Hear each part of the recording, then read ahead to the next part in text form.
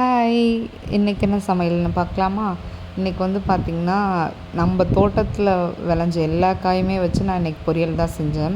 ஆக்சுவலாக நிறைய காய் இருந்தது. ஸோ எல்லாத்தையுமே இன்றைக்கி பொரியல் பண்ணிடலான்னு சொல்லிட்டு எல்லாமே கேரட்டு, பீட்ரூட்டு, அதுக்கப்புறம் பார்த்திங்கன்னா பாகற்காய், அதுக்கப்புறமா பார்த்திங்கன்னா பீர்க்கங்காய் எல்லாத்தையுமே வச்சு இன்றைக்கி நான் பொரியல் தான் பண்ணேன். அதுக்கப்புறம் வந்து வரகரிசியை வச்சு சாதம் வச்சிட்டேன். ஏன்னா நம்ம கொஞ்சம் ஒயிட் ரைஸ் சாப்பிட்டா ரொம்ப ஹெவியாக இருக்குன்றனால நான் இந்த ரைஸ் வச்சுட்டேன். கேரட்டும் பீட்ரூட்டும் நார்மலாக தேங்காய் துருவி போட்டு செஞ்சேன். ஆனால் இந்த பாகற்காய் பொரியலுக்கு வந்து நான் தக்காளி தொக்கு செஞ்சுருந்தேன். அதை கொஞ்சம் ஆட் பண்ணிவிட்டு லாஸ்ட்டாக கொஞ்சம் கடலை மாவு போட்டு செஞ்சிங்கன்னா பாகற்காய் பொரியல் உண்மையே பிடிக்காதவங்க கூட விரும்பி சாப்பிடுவாங்க. அந்தளவுக்கு டேஸ்ட்டு சூப்பராக இருக்கும். லாஸ்ட்டாக ஒரு டேபிள் ஸ்பூன் வந்து கடலை மாவு சேர்த்துக்கோங்க, ரொம்பவே சூப்பராக இருக்கும். அதுக்கப்புறம் பீர்க்கங்காய் பொரியல் செஞ்சால் மட்டும் எப்போயுமே வேர்க்கடலை லைட்டாக மேஷ் பண்ணி சேர்த்திங்கன்னா அந்த பீர்க்கங்காய் பொரியலோட டேஸ்ட் அவ்வளோ சூப்பராக இருக்கும். நீங்களும் சப்ஸ்கிரைப் பண்ணிக்கோங்க. பாய்.